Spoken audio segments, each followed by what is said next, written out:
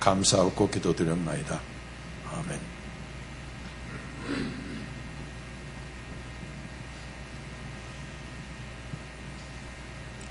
은혜를 사모하세요. 1980년대 드라마 이야기를 먼저 좀 하겠습니다. 바람의 화원이라고 혹시 보신 분 있으세요? 한 분도 안 계세요? 제가 그럼 안심하고 이야기를 하죠. 1700년 중반쯤에서 1800년 초, 그때가 이조, 영조, 정조 때입니다.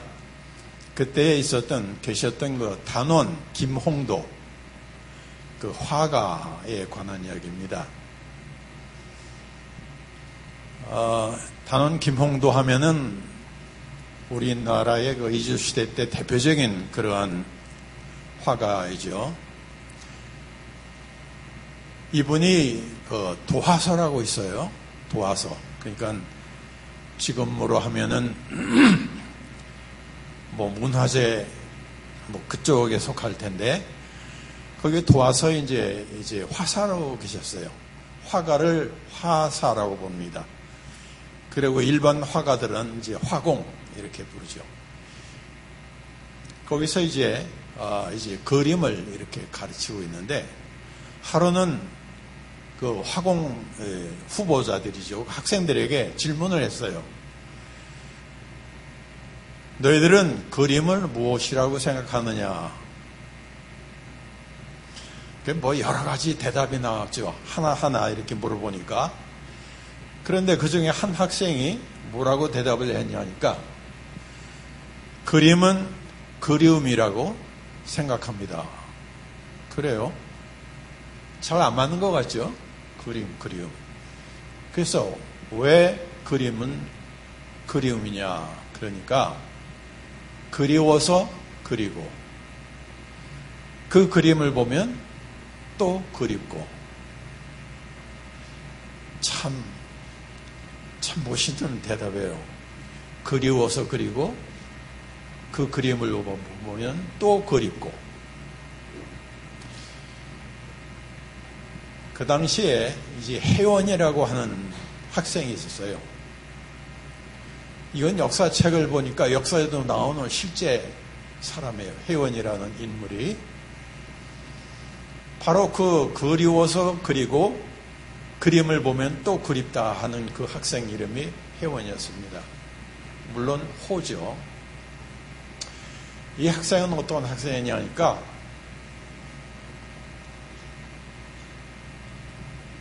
여아이였어요.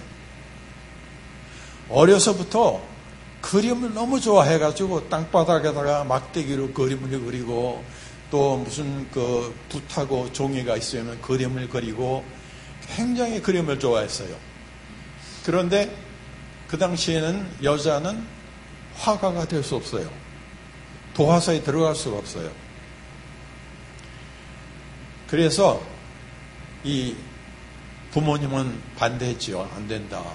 근데 이 아이가 어떻게 할 수가 없어요. 그래서 남장을 하고 거기 들어간 거예요. 원체 그림을 잘 그리니까 학생으로 받아줬죠. 그래가지고 이제 그 선생을 화사라고 부르는데, 얼마나 잘 그리느냐 하니까 이제 임금의 초상화를 그리는 게 있어요. 그걸 이제 어진이라고 부르는데, 뭐 사람 그 얼굴은 용환이라고 부르지만은 그 초상화는 어진이라고 불러요. 어진. 그래서 어떻게 됐냐면은 이 어진 화사, 이 사람은 임금의 그 어진을 그리는 그 자격을 갖춘 사람이에요. 그러니까 전국에 있는 화가들 중에서 경연을 해가지고 아주 그냥 장원으로 뽑혀야 그걸 할 수 있는 거예요. 그런데 그때 어떻게 됐냐면 공동 이 화사 이렇게 돼가지고 두 사람이 그 단원 김홍도하고 또 혜원 둘이 그 어진을 그리게 됐어요. 어진이 하루 이틀이 되는 게 아니고, 지금도 제가 잘 아는 그 화가가 한 분 계신데, 그분이 이야기하기를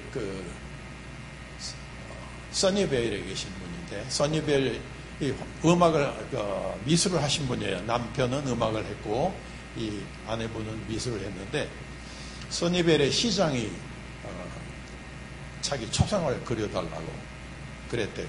근데 초상화 하나 그렸는데 보통 한 6개월, 짧으면 3개월, 길면 6개월, 돈은 몇만 불. 그렇대요. 그래서 자기가 지금 꽃가게를 하고 있는데 시간이 나질 않아서 그래서 못 그리고 있다고 그러는데, 이 어젠을 그리는데 그렇게 오래 걸리는 거예요. 그러는 과정에서 이 단원 김봉도가 같이 그림을 그리는 그 사람이 여자인 걸 알게 됐어요. 아무래도 이제 탄로가 나게 되죠. 그래도 그것을 어떻게 할 수가 없어요. 그 여자를 그만두게 할 수가 없고, 또 그만두면은 여자가 그 도화서에 들어왔다, 또 그림을 그린다, 그러면은 크게 문제가 돼요. 자기도 위험해져요. 그러면서 그 둘이 같이 그 어진을 완성을 하게 됩니다.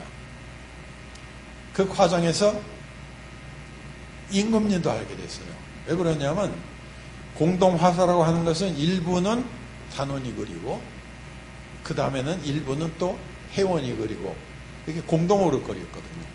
그 공동으로 그리면서 뭐 하루 종일 이렇게 임금은 앉아 계시고, 그리고 하면서 뭐 어떻게 좀 해달라고 그러고, 이렇게 하다 보니까 알게 됐어요.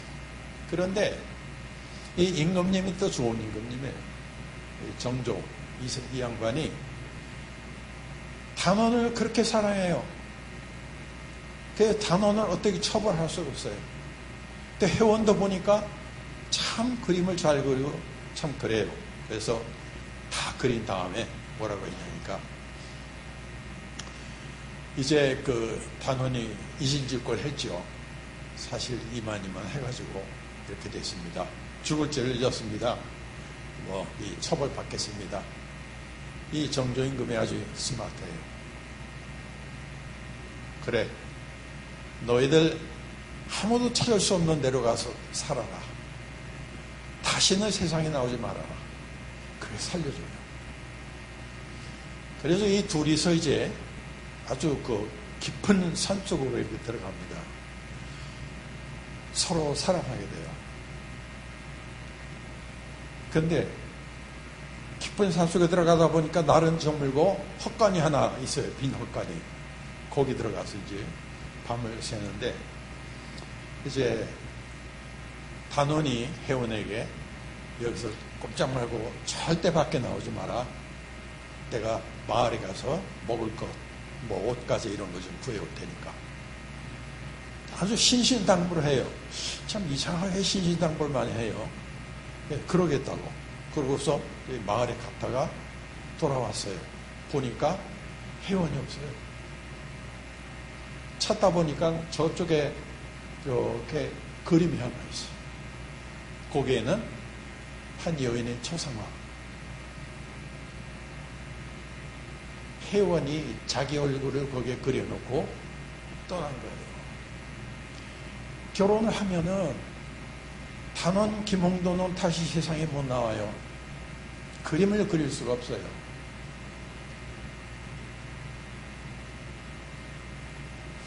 그러니까 내가 이 사람과 결혼하면 이 사람은 다시 그림을 그릴 수가 없고 난 그렇게 할 수가 없다. 그래서 자기 초상화 그림 하나 남겨놓고 떠난 거예요. 마지막 장면은 김홍두가 그 초상화를 붙들고 한없이 회원의 이름을 부르면서 우는 거예요. 이해가 되시죠? 그리워서 그리고, 그림을 보면 또 그립고,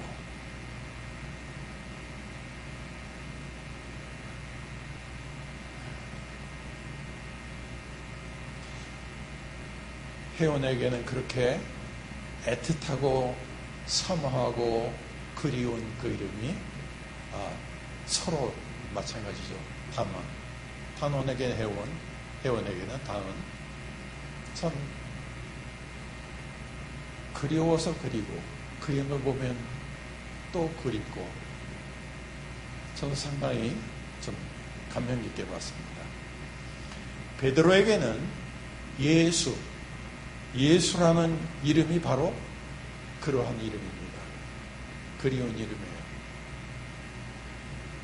예수님을 처음 만나던 날, 베드로가 이제 예수님 승천하시고 이제 남아서 사역하면서 예수님 얼마나 그리워했겠어요. 처음 만나던 날, 나를 따라오너라. 내가 너로 사람 남는 어부가 되게 하리라. 이렇게 처음 만나던 날이에요.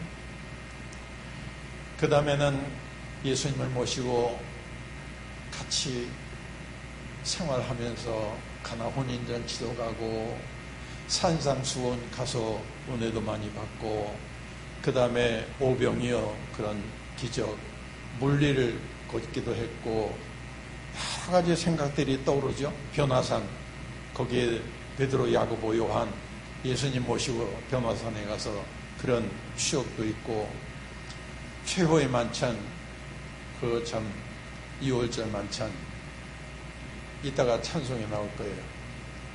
베드로가 그것들을 생각하면서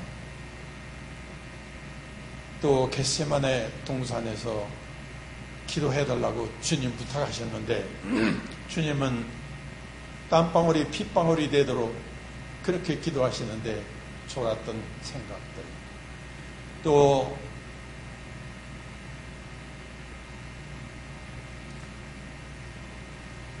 전에 보면은 그랬었죠.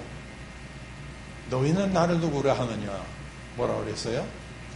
주는 그리스도시요 살아계신 하나님의 아들이십니다. 맨 먼저 선두고 그랬죠. 그런데 그 다음에는 어떻게 했습니까? 마태복음 26장 75절에 보면 내가 세 번 나를 부인하리라.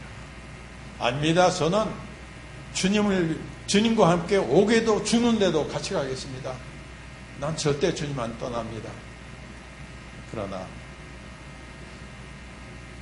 베드로가 세 번 예수님 부인했죠. 성경에 보면은 닭이 울 때 세 번 부인한 그 생각이 나서 그 주님의 생각이 나서 그때 어떤 책에 보면은 예수님께서 베드로를 돌아보셨다고 합니다. 베드로가 그 주님과 눈이 마주치면서 견딜 수가 없어요.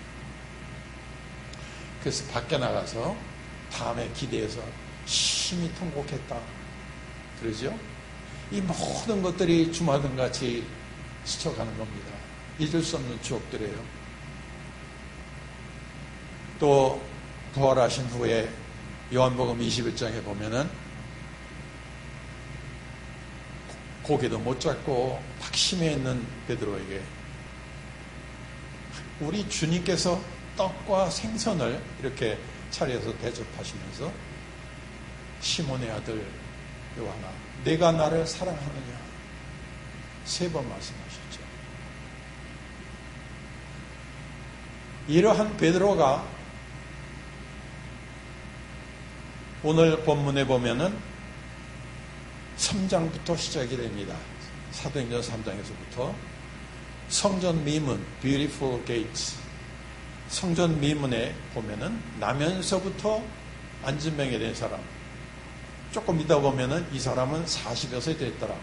그러니까 나면서부터 40여 년 동안을 안진병으로 사는 거예요. 이 말은 한마디로 사람들이 고칠 수 없는 그러한 거예요. 사람들이 고칠 수 없는 세상에서 도움을 받을 수 없는 그러한 사람이에요. 이 사람에게 중요한 말씀이 있어요.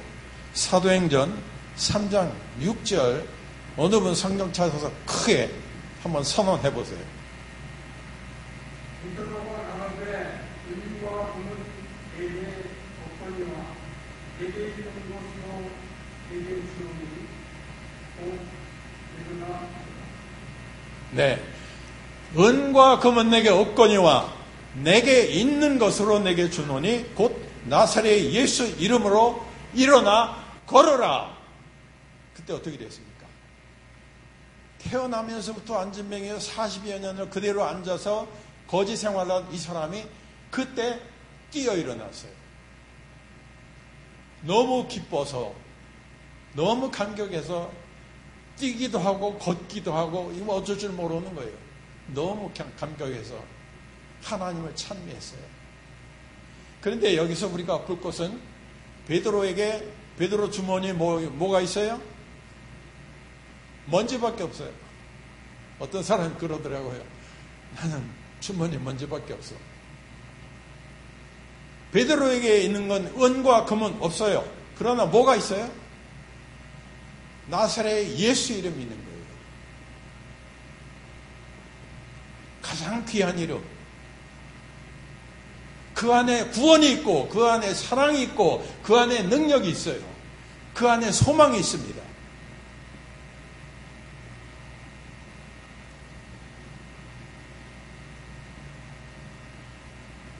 베드로는 주님을 사모했습니다.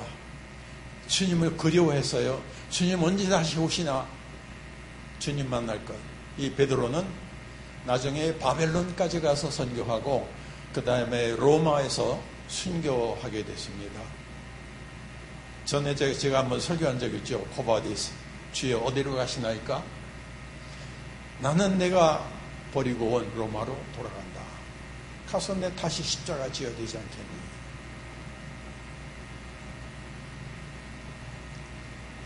베드로가 회개하고 로마로 다시 들어가서 순교했죠.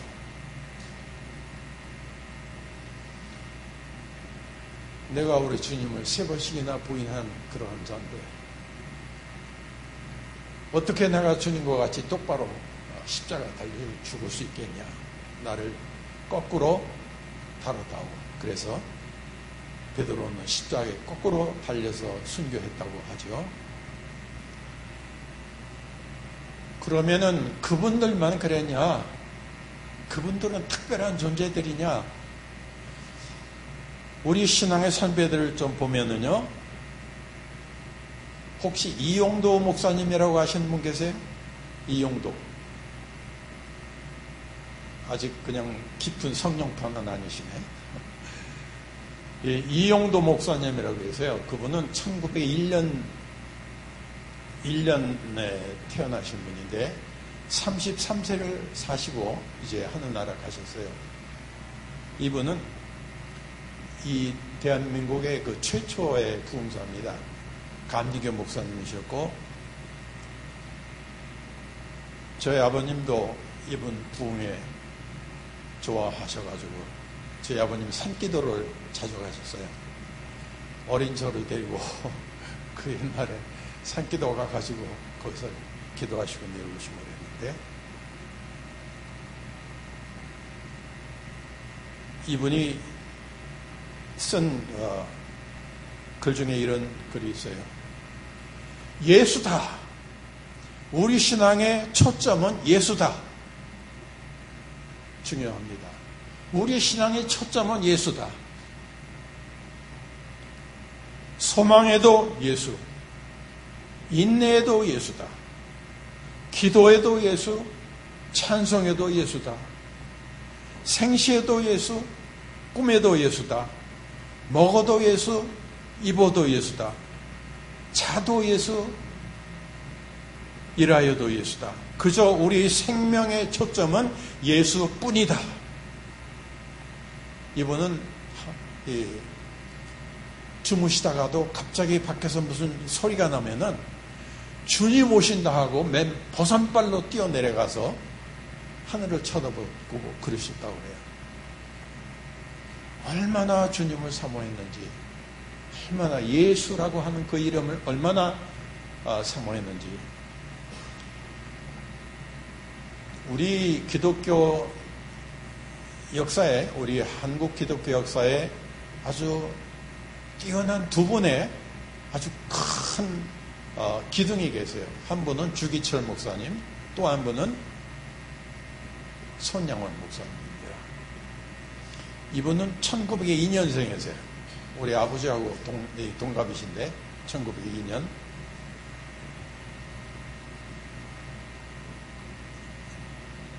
이분이 주기철 목사님한테 배웠어요. 일본에서, 일본 신학원에서. 그런데 이분이 애양원이라고 나환자를 이렇게 돌보는 그런 거기서 이제 사역을 하셨는데 참 헌신적이시고, 이분의 별명이 뭐냐면 사랑의 원자탄이에요. 얼마나 그러신지. 책도 사랑의 원자탄이라고 하는 그런 책이 나왔는데, 이분이 살아계실 때 1948년 10월 20일 무슨 일이 있었냐면 여순 반란 사건이라는 것이 있었어요. 제주도에서 그 공산주의자들이 폭동을 일으켰는데, 그것을 진압하기 위해서 여수 순천에 있는 국군을 그쪽으로 파견을 하게 했어요. 근데 여수 순천에 있는 그 위관급 장교들이 거의 대부분이 공산주의 사상에 물들어 있는 사람들이에요. 그러니까 반란을 일으켰어요. 총대 거꾸로 맨 거죠. 그래가지고 거기서 이제 그 지역을 이렇게 통할하면서 그 지역에 바로 손양원 목사님, 그 가정이 살고 계셨어요. 거기서 이 기독교 무슨 그 학생 연맹 이런 거를 이제 그 아들이 손동인 그리고 손동신 두 학생이 고등학생이었어요. 그런데 거기에 누가 있었냐면 그 또래인데 암재선이라는 그런 청년이 하나 있었어요. 이 친구가 아주 빨간 완장 차고 세상이 뭐 자기네 세상 됐다 이거예요. 6.25 동란 나기 2년 전입니다. 그러니까 굉장히 공작을 많이 했던 때예요. 북한에서. 그러면서 이제 종교는 아편이다 이러죠. 지금도 그 2,800여 교회가 있었는데 하나도 없이 다 없애버리고 자기네들이 꾸며놓은 거 봉수교회라고 뭐 가짜교회인들 그거 하나 전시용으로 해놓고 있지. 그 사람네들은요 군인, 경찰, 목사 무조건 죽여요. 군인, 경찰, 목사 그 집안도. 그래가지고 이 안재선이가 이게 앞장을 서가지고 손동신, 손동인, 손동신 그 형제를 잡았어요. 그리고 성경을 하나 놓고 자, 너희들 예수를 부인해라. 그리고 이 성경을 밟고 지나가라. 그러면 너희를 살려준다. 안 그러면 너희들 총살이다. 그런데 손양원 목사님의 아들 손동인, 손동신 예수는 나의 구주. 예수는 나의 구주. 폴리카베가 그랬죠. 70몇 평생을 주님이 한 번도 나를 부인하지 않으셨는데 내가 어찌 내 주님을 부인할 수 있냐. 그리고 그는 가마솥으로 들어갔습니다. 이와 같이 손동인, 손동신 이 형제가 거절했어요. 그래가지고 안재선 이 사람이 직접 그 둘을 총을 쏴가지고 죽였어요. 총살했죠.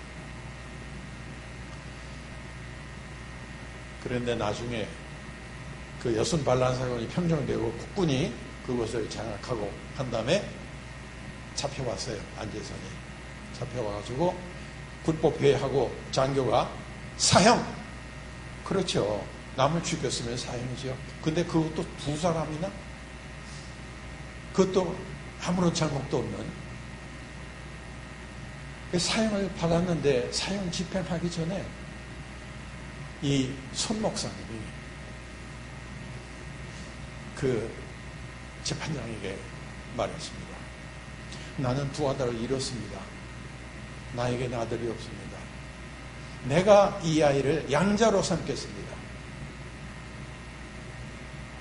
만약 이 아이 마저 죽으면 나에게는 아무도 남지 않습니까?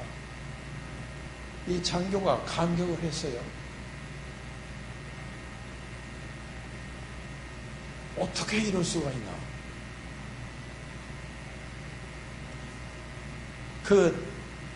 그것을 가족들하고 이야기했을 때 그 손 목사님의 딸이 하나 있어요. 손동희라고.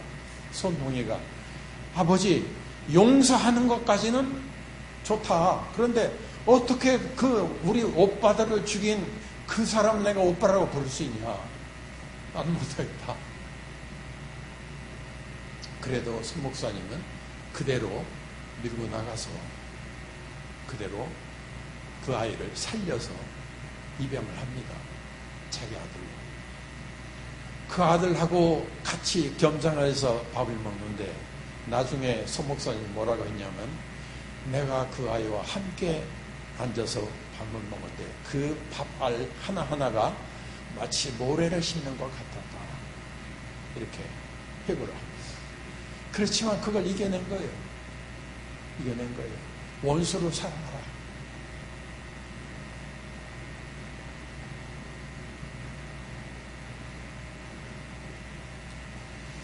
얼마나 예수님을 사모했으면은, 얼마나 예수님을 그리워하고 기다리고 고대했으면은 그럴까? 한국에는 제가 좋아하는 그 조수미 씨가 그리운 금강산을 잘 부르죠. 우리 교회 황미진 장로님이 손양원 목사님이 작곡한 주님 고대가 일명 그리운 그 이름 찬송을 좀 불러주시겠습니다.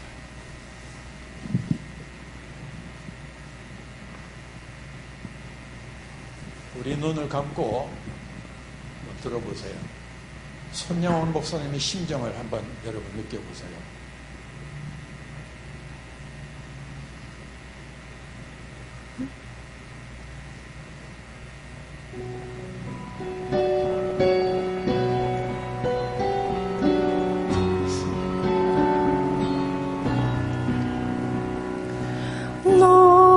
낮에나 밤에나 눈물 머금고 내 주님 오시기만 고대합니다. 가실 때 다시 오마 하신 예수님 오주여 언제나 오시렵니까? 먼 하늘 이상한 구름만 떠도 행여는 주님 오시는가 해.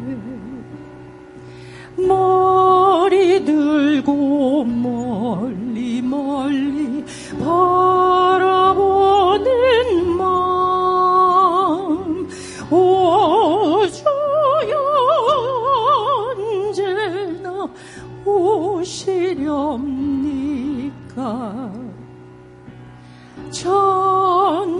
천년을 하루같이 기다린 주님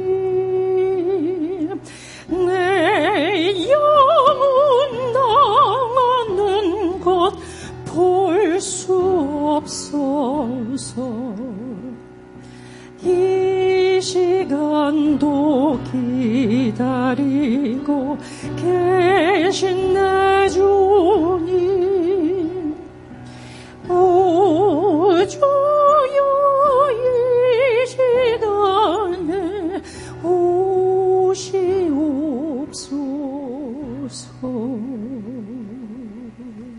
아멘. 손양원 목사님은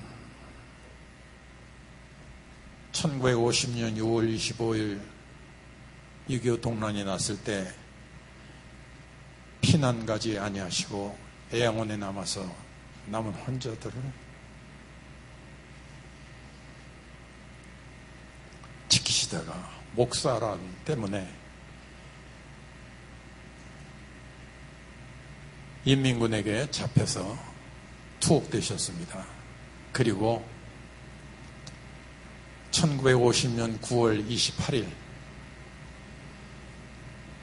인천 상륙작전 일어나고 인민군들이 북으로 퇴각하면서 손 목사님을 과수원에 데리고 가서 총살했습니다.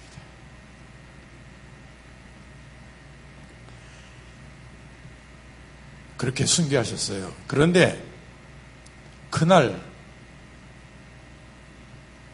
손양원 목사님의 셋째 아들이 태어났어요. 손동길. 하나님께서는 손 목사님을 천국으로 데려가시고 바로 같은 날 손동길 그 새 생명을 손 목사님 가정에 보내셔서 지금도 손동길 목사님이 한국에서 사역하고 계세요.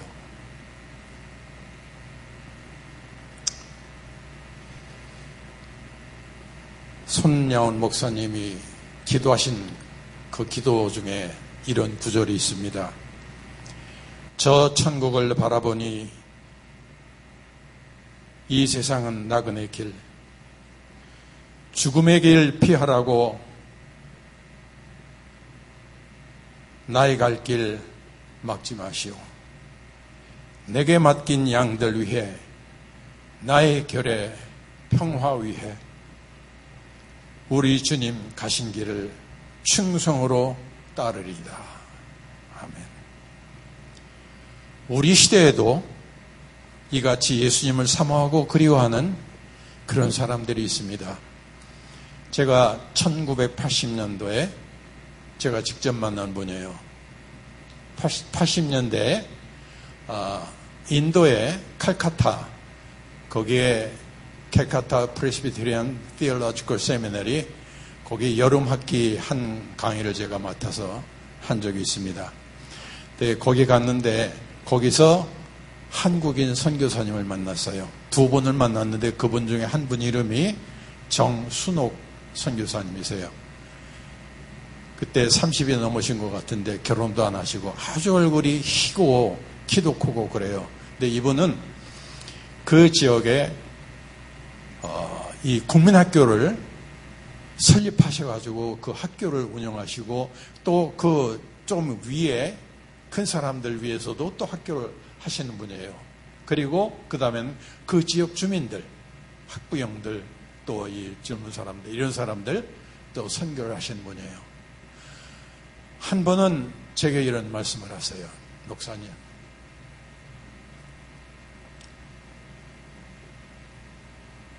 너무 더워서 어떤 때는 지금 죽으면 좋겠다, 그런 생각을 할 때가 있습니다.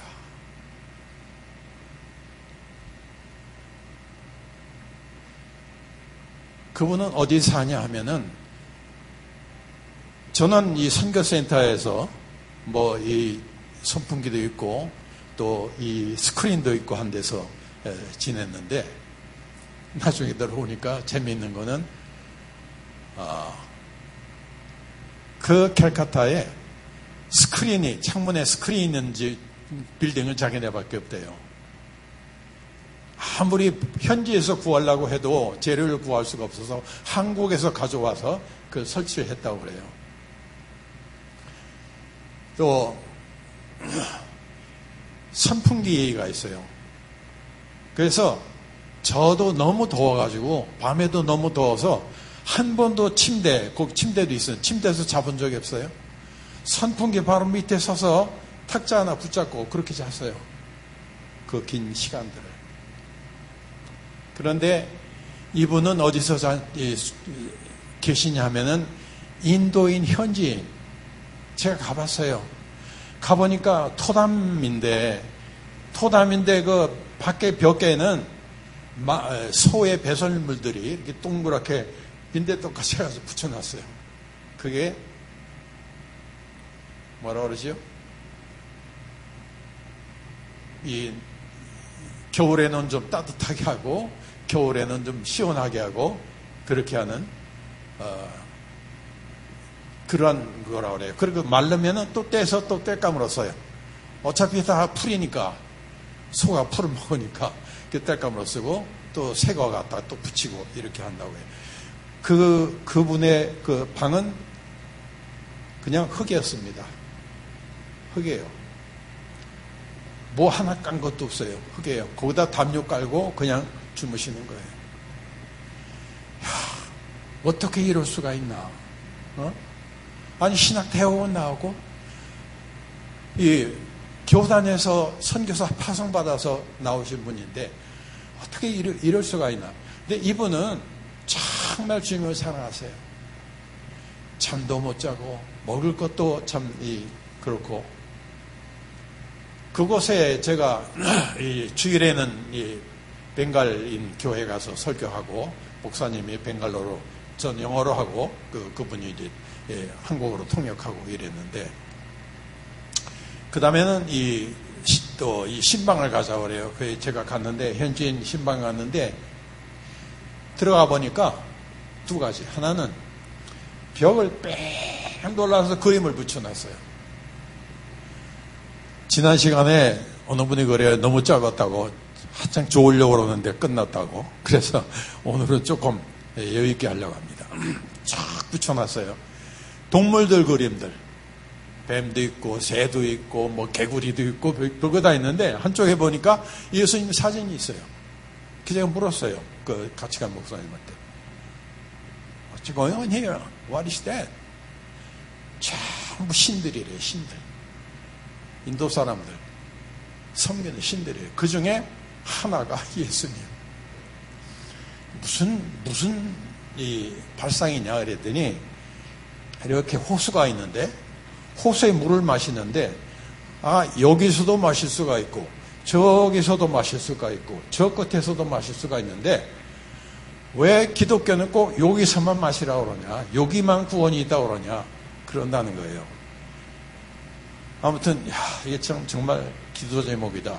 두 번째는 뭐냐니까 모기가 얼마나 떴는지 견딜 수가 없어요. 그러니까 거기 같이 간 목사님이 발을 위에 올려놓으세요. 그래가지고 이 책상 다리 같이 하고서 이제 거기서 예배를 인도를 했는데 거기선 제가 알게 된 게 이 모기란 놈들이 인도 현지는 안 물어요. 오질 않아요. 꼭 외국에서 온 사람들만 물어요. 그게 도대체 어떻게 된 거냐니까 모기가 카레를 싫어한대요. 그래가지고 카레 냄새. 이 사람들은 매일 하루에 꼭 한 끼나 두 끼는 카레를 먹으니까 저도 거기서 카레 먹었지만 그러니까 몸에 밴 거예요, 냄새가. 그러니까 모기가 오질 않아요. 저는 얼마나 그냥 아주 혼났는지. 그러니까 그 사람들은 스크린이 필요 없어. 참 재밌죠. 이분이 그렇게 못 먹고 그렇게 잠도 잘 못 자고 때로는 지금 꼭 죽었으면 좋겠다 그런 생각까지 할 정도로. 그러나 그 이면에는 왜 여기서 그렇게 하고 있는가? 예수 그 이름 전파하려고 예수 이름 외에는 구원 얻을 만한 다른 이름을 너에게 주신 것이 없다. 천하 인간의 다른 이름으로는 구원받을 수 없다. 그래서 예수 이름 하나 붙잡고 베드로처럼 예수 이름 증거한 거예요. 그래서 저도 설교 때마다 예수 이름 증거합니다.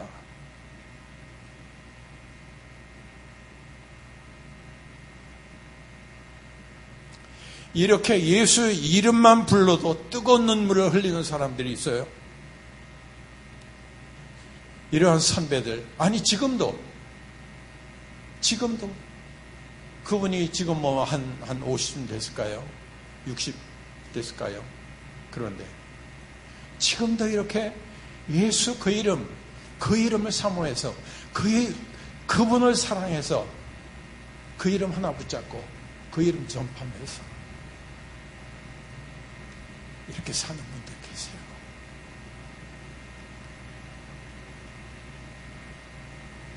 우리들 중에서도 계실 줄 믿습니다.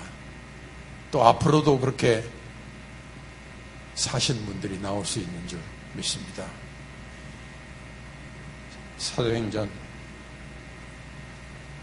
아까 우리 장로님 봉독하신 3장 6절 말씀 같이 읽고 기도하겠습니다. 베드로가 가로되 은과 금은 내게 없거니와 내게 있는 것으로 내게 주노니 곧 나사렛 예수 그리스도의 이름으로 걸으라 하고 오른손을 잡아 일으키니 발과 발목이 곧 힘을 얻고 뛰어 서서 걸으며 그들과 함께 성전으로 들어가면서 걷기도 하고 뛰기도 하며 하나님을 찬미하니 모든 백성이 그 걷는 것과 및 하나님을 찬미함을 보고 그 본래 성전 미문에 앉아 구걸하던 사람인 줄 알고 그의 당한 일을 인하여 심히 기이 여기며 놀라니라. 아멘. 사랑하신 하나님 아버지, 은혜를 감사합니다. 저희들에게 이렇게 귀하신 예수님 보내주신 것 감사합니다.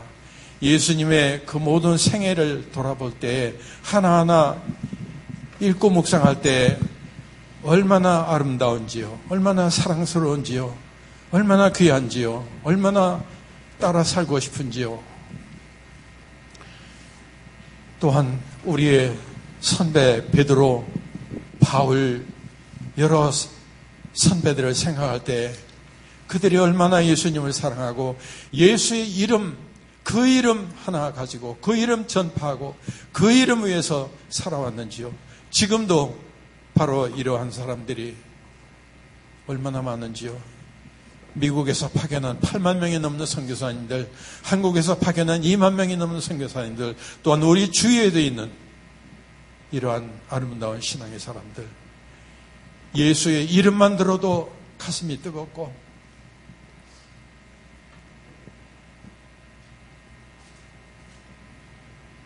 예수의 이름만 불러도 주님을 사모하는 그런 사람들, 저희들도 이렇게 살 수 있게 하여 주시옵소서. 예수님 이름으로 기도드립니다. 아멘.